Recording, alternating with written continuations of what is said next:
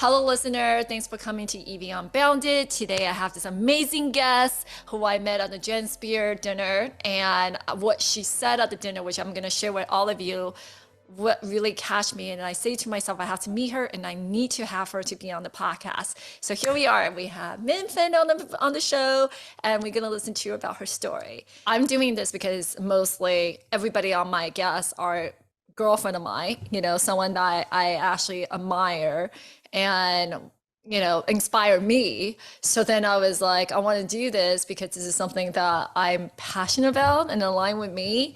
And then I wanted to help especially other women. So I was like, I need to get Min on the show. It's such an honor. Yeah, you kind of brushed on so many things that I care about and that I think about. I think, I've always been incredible. I think as women and as women who come from different cultures, I think I consider myself a third culturist, a Yeah. consistently third culturist. I'm never, I don't have my ancestral homeland. It's not the homeland that my parents, want to, they left it a long time ago for many reasons, political reasons. And then, so I never grew up with an ancestral homeland that was felt comfortable. I've never been comfortable being an American, because I Yeah, never and felt that like was I the thing fit. I was gonna ask you because, when I was doing your question and then your restaurant, first of all, how you pronounce your restaurant? I don't want to say the wrong thing. So we have two, Yeah. and then they shifted this year very recently, and I can Okay. talk about that also. But so there's Porridge and Puss, which is the community one that started about 9 years ago. Okay. That's active, and then Phenakite. Phenakite Fenikai. is Phenakite, and Phenakite is named after a gem that's created under pressure, and like gems because it was started right at the very beginning of COVID, and it's a risk, and you never know when something, a dust of mineral, becomes a gem. So you really take a risk at that. And I think it also is a reminder that gems are minerals and they very much exist in what we ingest, what we eat, what we breathe, what we drink, but we don't think about it. We think of things either as being plants or animals, for the most part. But I think the minerality, the terroir, the atmosphere is really important, the soil. And so it's a reminder for us, when we are expressing ourselves, to include that as a part of an element. And it's also very, much like most gems, it contains energy from the past, and Hmm. then you bring energy from your future that you want. You put that in that too. So it's I think it's really important to think of food and art as a continual perennial item. It's not a one-time event. It's you're adding on to the culture and the soil. So I'm very philosophical in the way I approach my work. I've always been that way. I Hmm. think choosing the culinary world is a very practical one, Hmm. in order to express myself, because the materials are very accessible. And I think growing up and loving food and understanding a material that's so innate in you, and then having techniques that you just grew up with, Hmm. makes it's a really great, strong foundation of a starting point. Hmm. But ultimately, what I use it for is to express what I'm thinking, how I'm solving problems, how I see the world, and making an artistic expression and sharing academic and scholastic knowledge. But It's funny because I actually like it when you just explained to me why you named this restaurant Fenikai, which is a mineral that form under the pressure. And I think that's what it's a good motivational for a lot of people because a lot of time when we go into a hard time, everybody have to go through a journey, right? So, but it's the idea that when you're going under the pressure and you can still come up with something so strong and sturdy as a mineral. And I didn't know how Fennekai looked like. I'm sure it's beautiful also. Um, to form under the pressure into something even stronger, it really show perseverance, and then how it is like how we going through life and journey, right? And I think this is actually, I didn't know you picked this name because it was open You said right before COVID or right after COVID? Right Right before during COVID. COVID, during Why COVID, during COVID? during COVID, because my restaurant, Porridge and Puffs, I come from fine dining, Hmm. and that's what I, worked after I, did I'm a geek. So when I transitioned into using food as a medium, I really wanted to get a good feel on Hmm. what was going on in the world. And so I went to culinary school and loved it. I don't think it's necessary for 99% of cooks, but for me, it caught me up on my scholastics, and it Hmm. gave me a language and a reference point, to either, go with or go against, but at least it was a reference point. And so after that, I went into fine dining because I think it allowed me to continue to play with the best and the most ambitious. But I also, in my heart, felt like it's not food. It's not what nourishes people. It nourishes your brain when you are like wealthy and when you're bored, right? Or when once in a lifetime occasion. But on a day-to-day basis, you don't really nourish people and give them strength and energy in that way. It's a once in a while energy, right? So I think Hmm. for me, it was really important to get back to serving something that was accessible and that people can access every day. So I went back and, when I opened my I love opening projects, I say. Hmm. So I kind of oscillate, but one that really stuck was Porridge and Puffs. And because it's something that I really love continually reinventing and looking at it, the grains, and it's so every single culture has a porridge. And so I really loved it. Do you know that's my favorite food? I have asked before that if that was your last meal, what would be your last meal? And porridge is actually my last meal. That's amazing. That is Yeah. the best answer. You know what? Because I feel like if you're privileged in Hmm. your soul and your family, it's the very first thing you eat. That means someone cares about you enough to take the food and, either, bird feed it to you or mash it for you so you have it. And Hmm. then if you are really lucky, you have to live to be very old to enjoy porridge. That Mm. means your teeth are gone, but you still enjoy food and you still enjoy being nourished. And there's someone around you to, yourself to make porridge. And I think it's every single culture in the world has a porridge. Every single you I can. I'm so glad that you just said that. That really make me have a different perspective about porridge because the reason why I picked porridge is because I was raised by my grandparents because my mom came to the United States, you know, as an immigrant would say that to try to make a better life in the United States for us. So as me and my sister kind of like left for my grandparents to raise us. I think that's very common for the immigrants, especially for Asia. So I was growing up, the food that my grandma would make is porridge. And when you get sick, it's porridge. So it's always, to me, it's a childhood memory. And then when I don't feel good or I feel good, what make me feel good and feel loved, like you said, feel cared for. When I feel loved, when I feel careful and safe, is always the porridge.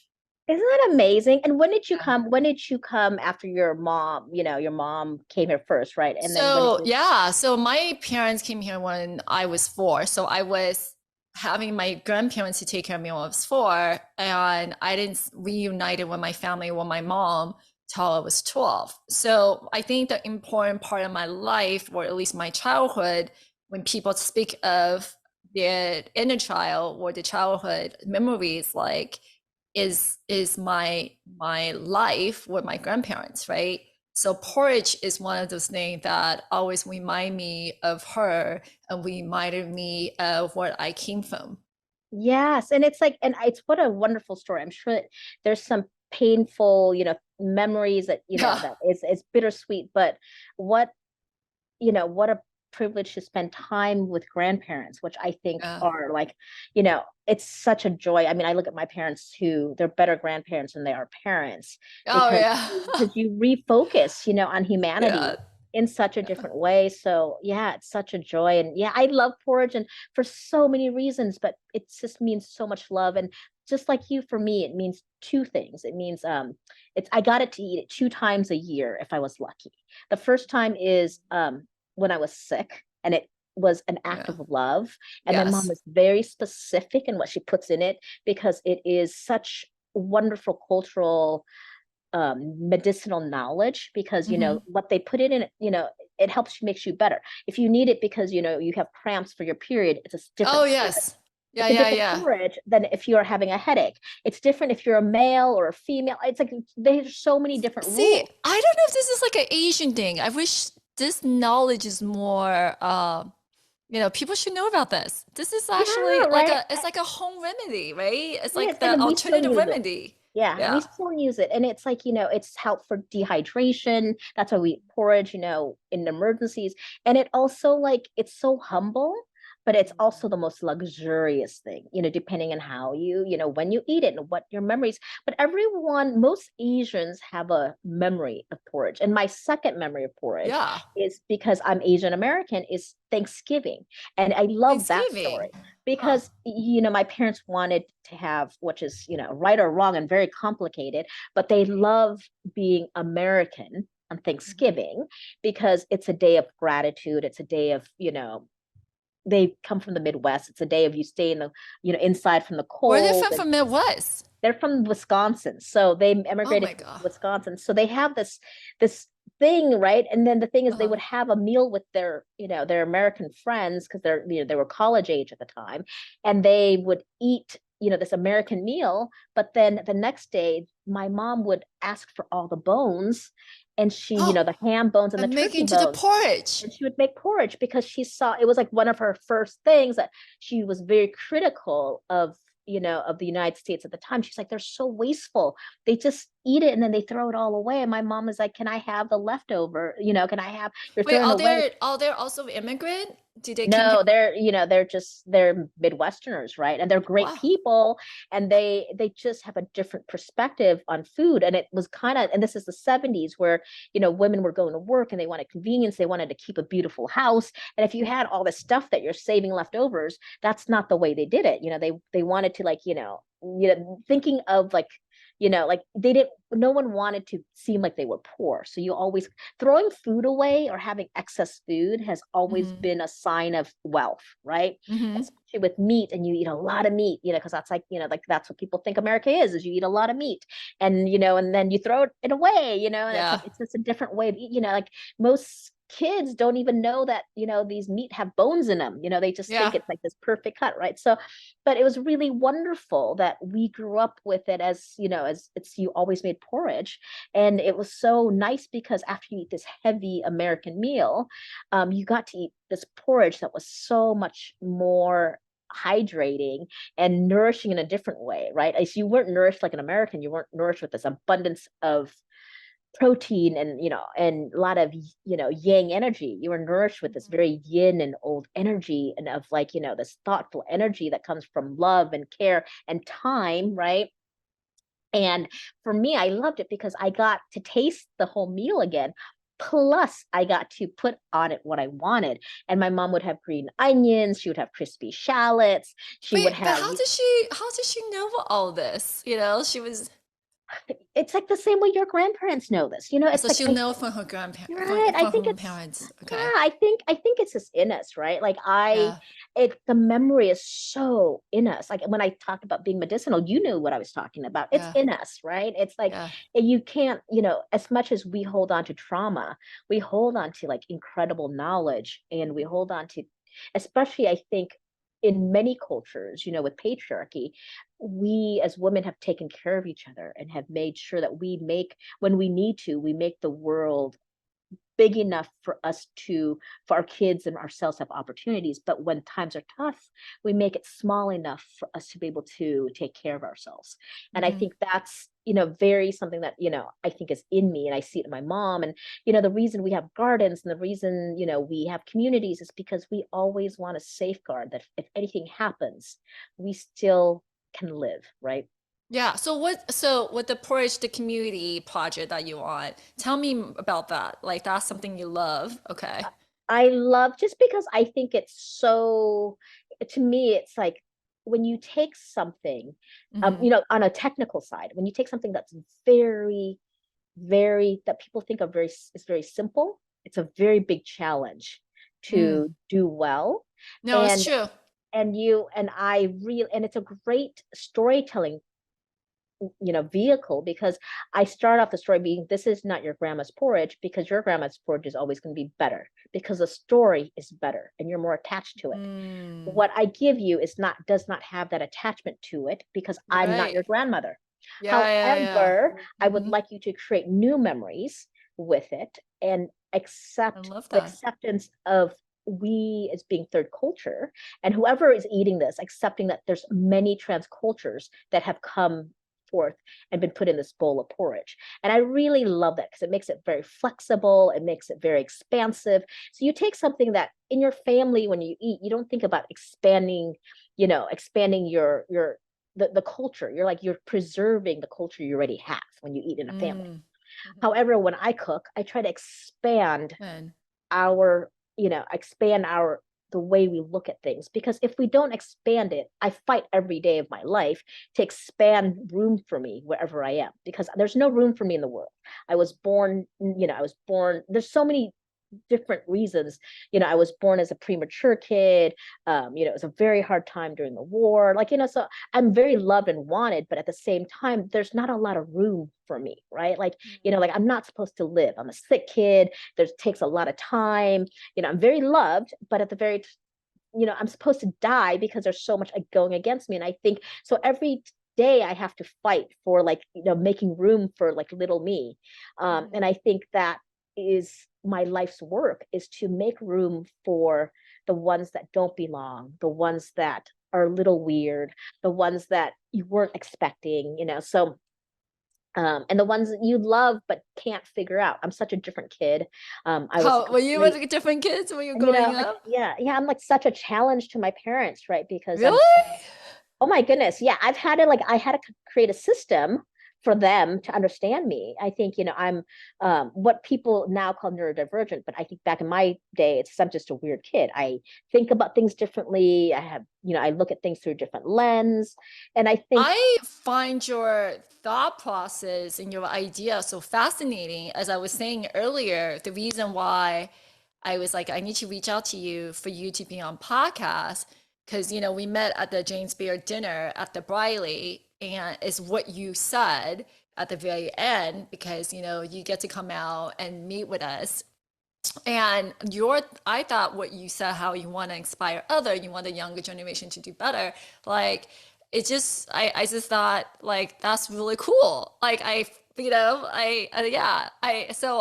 you were like that since you were little, and I guess people thought you were weird kids. Okay, yeah, they I must think think I'm a weird kid then. yeah, I know us weird kids do very cool things in the world, I think, but you don't know that until you know yourself, right? Yeah. Until you get to a place where you're like, okay, I can confidently be weird, because you know what price that comes at, and you know how to, and you learn, as what you do is you learn how to survive. And one Yeah. of the survival skills could be persuading people to accept you, to not kill you, to not Mhm. beat you up, to not pull your hair, to not Yeah. unfriend you, to not ostracize you. But if you do, you don't die, because you're like, "Oh, I got this. You think I'm weird? I got this. It's okay." So I think for me, the practice of being different has really helped me take a lot more risks, But then they because also part of that being like embrace your weirdness, if that's what he calls it. That is also a journey. Like what make you realize all of this, right? Because I feel like there's gonna be young audience that probably feel like they're weird or don't belong.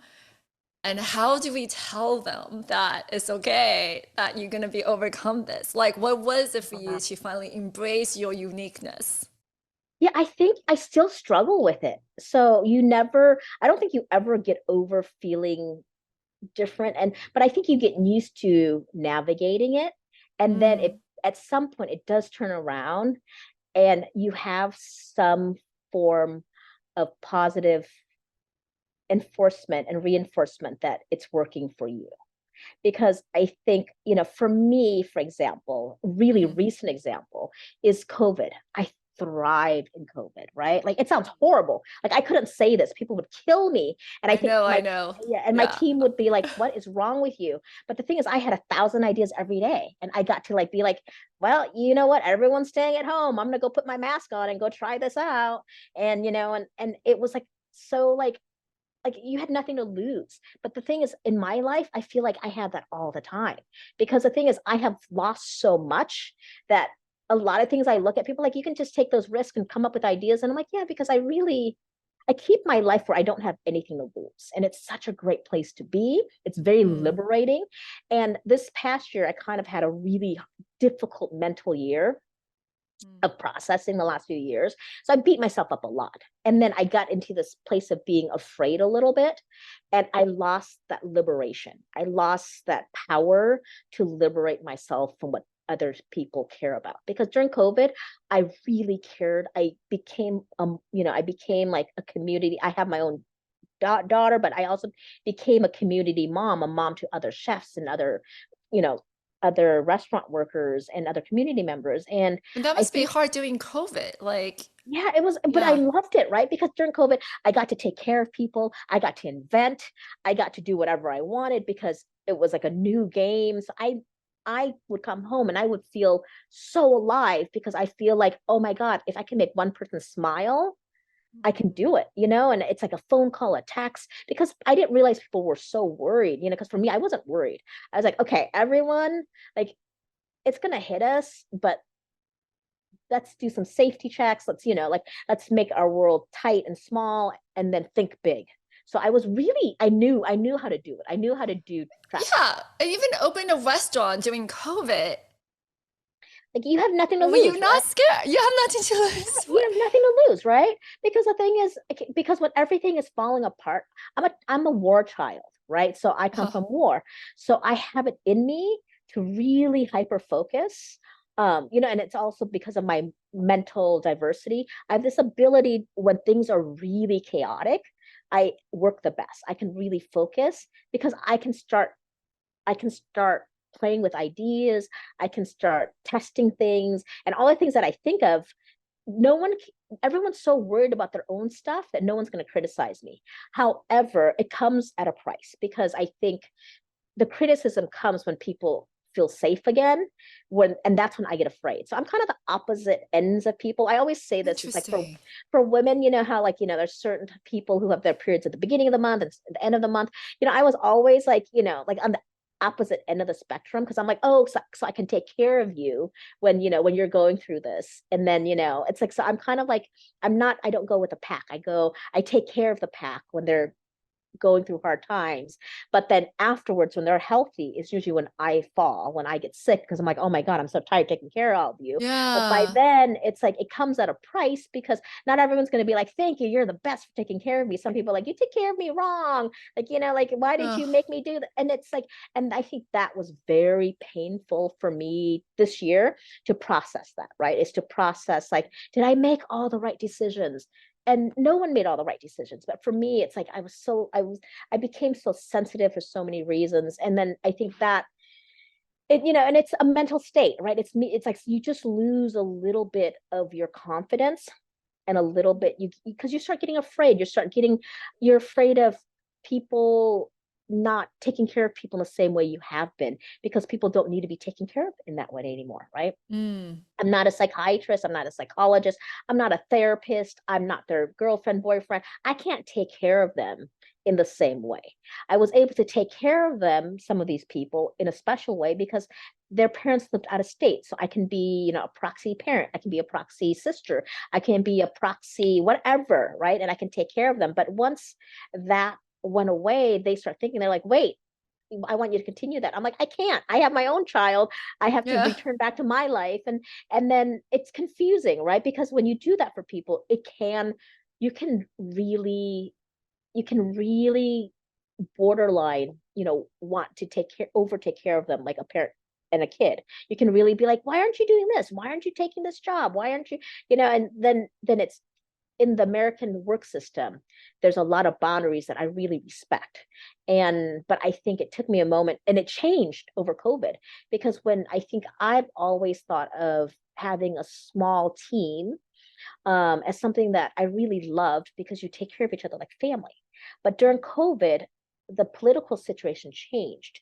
Is the way you take care of your family, people don't want to be taken care of that way at work, because people want to go to bigger companies where they can be anonymous, where they can order things on an app, they can talk to each other via typing and, and Zoom. They don't want to be in person with someone going you, hey, is that the right decision? And someone like, you don't want like me hounding you to do the right thing, right? Because you're like, that's not your job, dude. But then Like that also miss the connection, human connection, interaction, though. I don't know, yeah, for but me. but I think I provided that during COVID, and then now it's like Yeah. people want different human connection. They want human connection from from a partner, not from their boss, not from Yeah, it's true. their Yeah. teammate, right? And so it took me this year's taking me a really hard time to regroup and reset. So I made a insane decision in everyone's eyes, but it's turned out to be really awesome.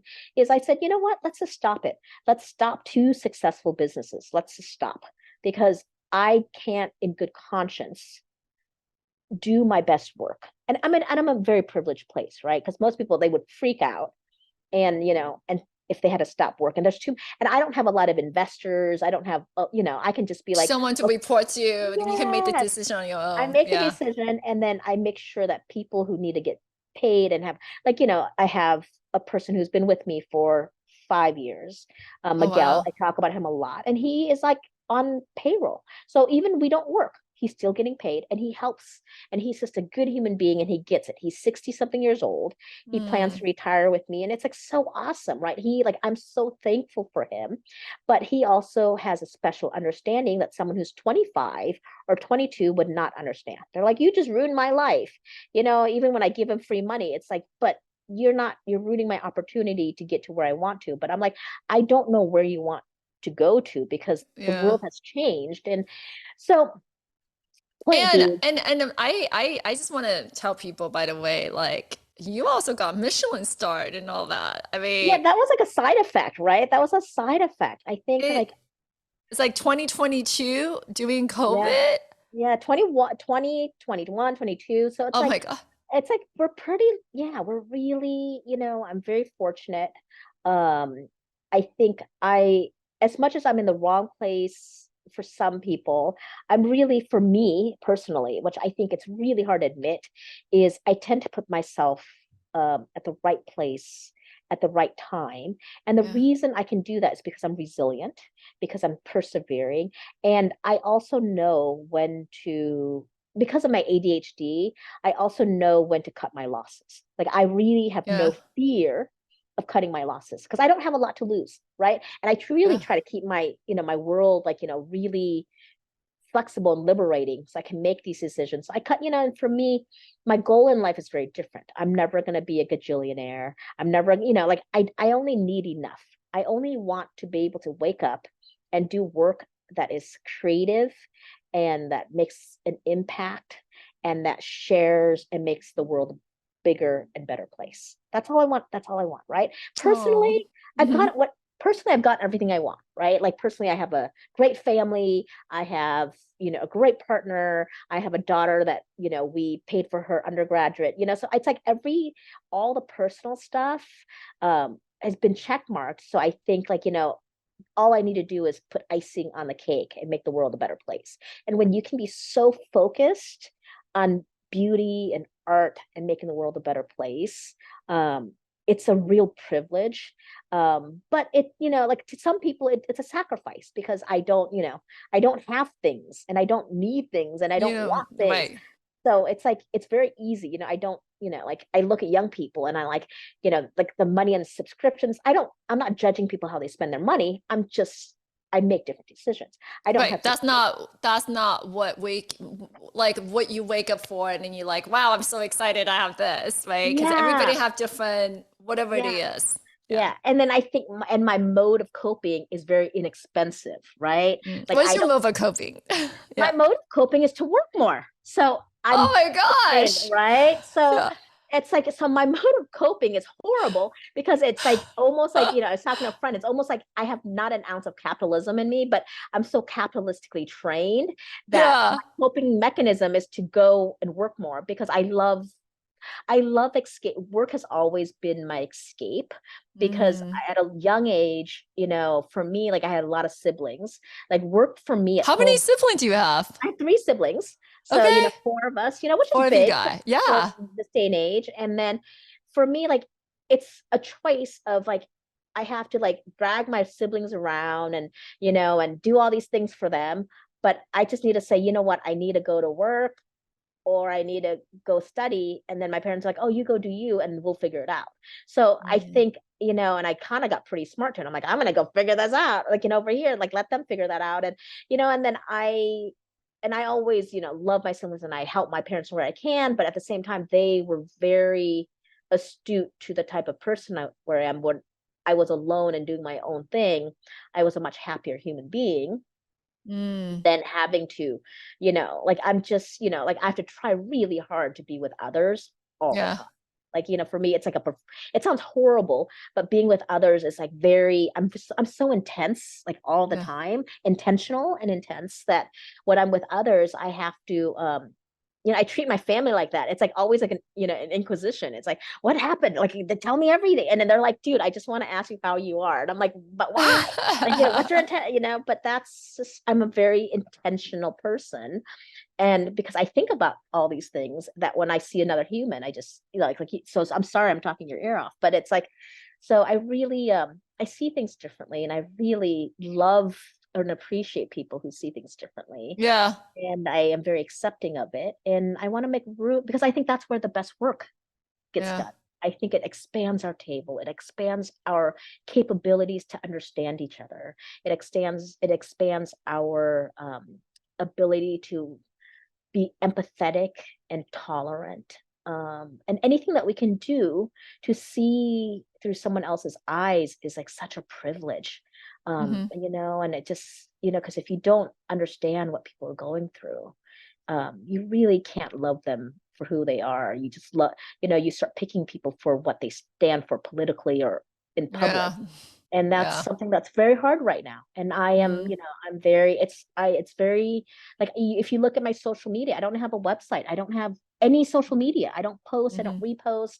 I'm aware of it, but to me, it's a distraction because it's so temporary. It's It something is that temporary. people feel that one day, and if it hits them at the right time, they're like, I'm going to go do it, or I'm going to be motivated by it. But for me, I'm like, it's an ongoing life thing. Is like, if I'm interested in something, it's not going to be one media post. I might be like, oh yeah, that they're doing a bake sale. I really love that pastry. I might be motivated. I might get lucky, but if I don't get it, I'm not going to be sad. I'm not going to be like, FOMO and be like, oh my God, I missed out. I'll be like, you know what? If they love what they do, I will experience it when the time comes, when we intersect at the right time.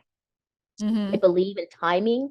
I believe in the world giving you perfect things. And I believe in challenging things that really make your story. And I give everything a perspective. I think my favorite thing about the resilience is always giving something perspective and Mm. think perspective that makes sense to me right now. And I think Yeah. having that ability is really important. And when I don't have that ability, I get very lost. But when I'm healthy and I feel good and and I can be present with someone, I can be like, oh, okay, have you thought of this perspective? Or when I feel like that, I'm like, oh, I'm going through this right now because maybe I'm really tired. Maybe it's okay to go, get sick for 3 or 4 days and be in bed and do Duolingo for 1,500 points. It's like little things I do, and like or it's okay to read a silly book or magazine for 5 days and feel really like your IQ's dropping because I know that I'm gonna come out of it and it's resting. And Mm. I think that's really and unintentional or not, I think human beings need time to absorb and to rest. I love human beings. I really love, I'm fascinated by humanity, human Me beings, and too.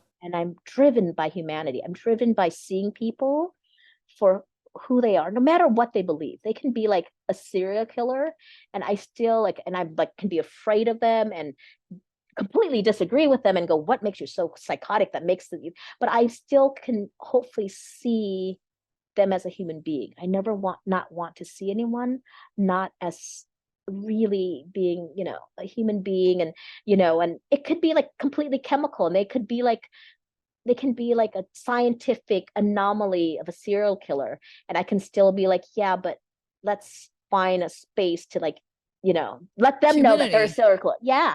And Yeah, let it's them, humanity. I stand yeah, for humanity. yeah. And that's something that it's so hard. We are fighting every day for humanity right now because I Mm. think we are beaten up by AI. We're beaten up by automation. We're beating up by things that are automated in our lives. So we don't have to think about it. Like when we go to the store, we don't know that meat has bones on it. We don't think vegetables are grown by people and water and there's bad crops. We don't think about any of that because it's all, it comes perfectly packaged and automated.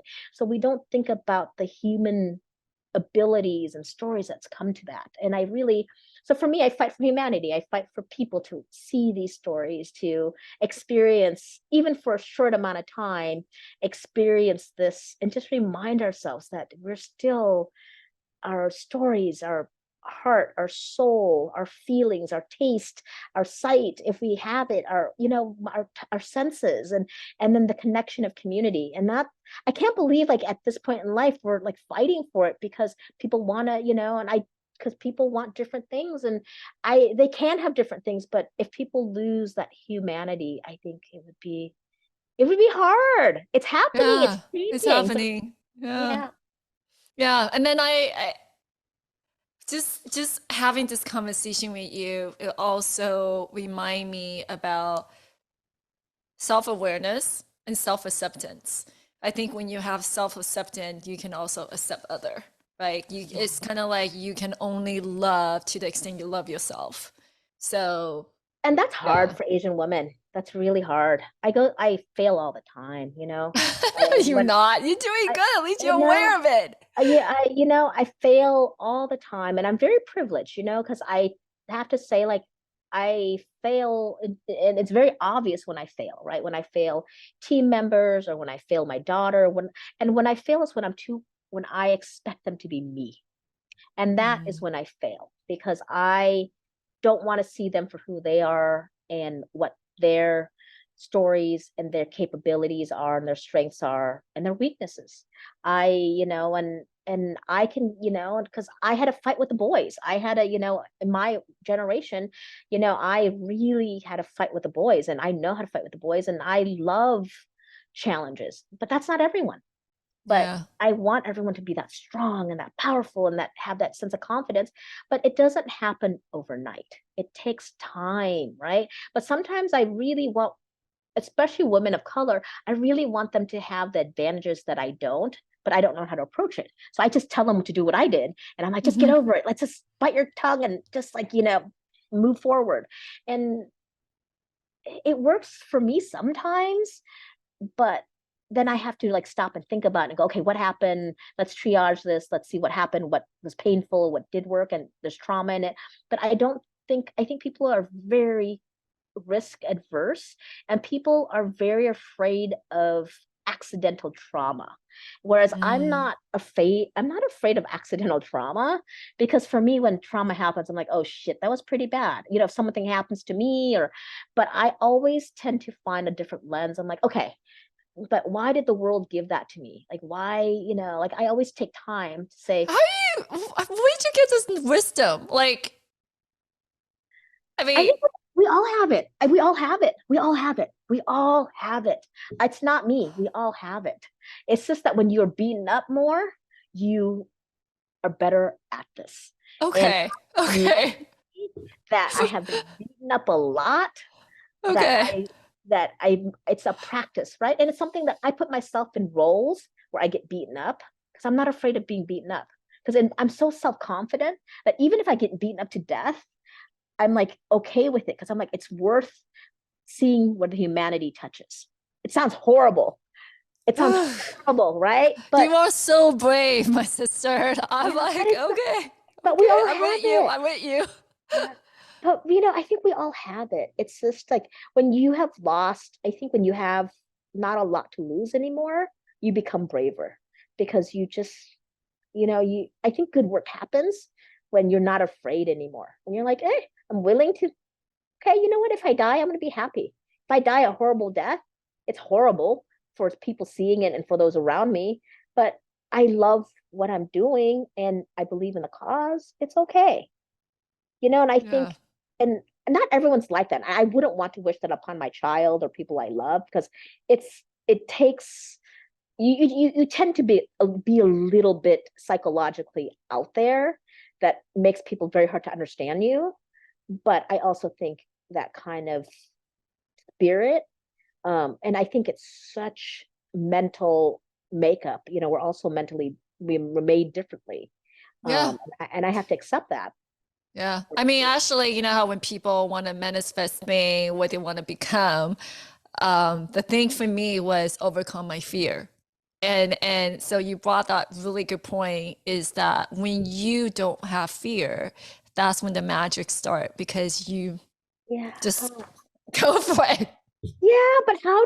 how do you train someone or convince them to become fearless? It's something that I don't know. it's Yeah, something that I'm still working. yeah, I mean, I want to train women and I want it to be less fearful, because you Hmm. know what? I have to say, like, people who are more privileged in life, they're not afraid of much. Yeah. They're much older. And the thing is, I don't have a lot in life. So you either have to be at the very that point where you have too much or you have too little. Yeah. And I come from having too little, right? I think it's the in between. And then if you fall into the in between, you have to remember the time when you had so little that Mm. because then it makes you brave. Because when you're dying, when you're making decisions, like your mom, your parents, when they make a decision like they did, it's Hmm. life or death. Yeah. When you remember that, Hmm. you're always going to be like, you know what? That worked out really well. Look at Evie, like this ideal lawyer who's giving back. Like, they did it. It comes with a price and it's painful Yeah. compared to how other people did it. And, the white guy who went to Stanford because his parents own a building, it's different, Yeah. but it's Definitely. richer, and it's, for us, let's believe it's richer. So it helps us, create those stories in that space for people. But anyways, I'm I sorry was that so we're no, I had such a great conversation with you, man. I wish we have like part two. I mean, just never we can me and you can go on and on. But I what okay, so what I always have to ask people this, right? Every guest on the show, like what advice you would give the younger you? um not only do I give it to my younger me, but I give it to myself now, when, like, I think I've mentioned it, and is, um always get back to the place of being liberated, to be Mm. fearless. And whatever that takes, get to that space where that magic happens. I think you and I both have that. And Yeah. I think you have to train. This is like really weird advice, but train to be your best self every day. And Yeah. your best self is allowed to be sick. Your best self is allowed to be tired. Your best self is allowed to sleep in bed for 3 days because of a bad breakup. You're allowed all that. That can still be your best self. But practice what it means and be in that moment, so you know what being the best depressed self you can be. Because if you're lucky like me, you will come out of it, and then it's a whole new world. And it's like every time I come out of it, it's a new optimism. It's like, oh, I forgot, I can see that again. It's like if someone, put glasses on me, and I can, Hmm. or someone took off, an eye patch. It's like, or someone, it's like, it's just so, and I always love, that's not advice because I already love it, but it's not to younger me, because I've always been curious and I've always been fearless. But I think advice to younger me is like, seriously, don't worry about what other people think. Seriously, don't. Mm. It's something that I still struggle with, is I always get stuck when I start gauging what other people think. I Yeah. can make them feel good. Making someone feel good is different than doing something because you think they want something. They're two different things. And I can give Yeah. an example of this. It's like, for my parents, if they want something, I can get to the point of, I'm like, okay, why are you so afraid of us not being successful? That's a different story than them wanting something that I can't make happen, and not understanding and asking them that question and not ever making them happy. So I think, so you can't be afraid of what others think. You have to, they will have needs. And if you want to make them happy, you ask those needs. And then if you can, if you it's important to you, you make a decision. You're like, I'm going to dedicate my life to making their needs met. Or you decide and go, if I make my needs met first, I can get them there together. Got And then it. we can learn together. So my advice is like, don't read like, when you're going through, when you make certain decisions, of course, if you have a partner, you make decisions with partners. But if you work on, don't be afraid to share that Okay. with people. Don't be Thank afraid. you. Yeah, don't like, To don't worry about what people think. Don't be afraid like what people think. yeah. And I think I would give this advice to 10 years ago me is don't worry too much about missing out and Mm, what other people do because they're not you. We all have fears of missing out on something, and hmm. it's not a zero sum game. It's what we Yeah. make. It's like not everyone gets the same set of prison clothes and the Hmm. same prison cell to Hmm. make good with. That's not the way it works. Okay. So we are born with different situations. And I think so. Don't, yeah, I think if you are going to be competitive, which I am, but not with others, be Yeah. It's with competitive yourself. Yeah. with myself, with my own. See, like I compete to see how much more it is ego too. And you have to keep your ego in check, but Yeah. ego is not bad either, right? And I Mm, think, and that's like something I struggle with still. Sometimes I have to keep my ego in check because people think I'm very single-minded when I come to certain things. So they're like, your ego. But I'm like, it's really, but I think it's mhm, for the better good. But I mhm, think so you have to keep that in check. But don't be afraid if mhm. you have a moment where you're like, I think I'm right. I'm gonna go for this. And then you Okay. learn. But if it's the wrong thing, you learn. If it's the right thing, you put it in your checkbox and you're like, that worked. Yay, Yeah. me. That me, you know what? I'm gonna try to repeat that. And no, people, but some girl, you will lose friends. I'm not afraid of losing friends. That's one thing that advice that I think my younger self knew. And then not everyone agrees with it because everyone has a very different way of friends. For me, friends are like seasons. Hmm. Like you have your mom friends, if you have a kid, you have your college friends. Some of them, all of my friends, they're friends the rest of my life. But sometimes you go in and out because if you start worrying about that person and where they are in their life all the time, I think it, Got back to what you saying. Don't worry about what people think of you yeah, anyway. Yeah. yeah, and if they But love you, the true friends always will love you for forever.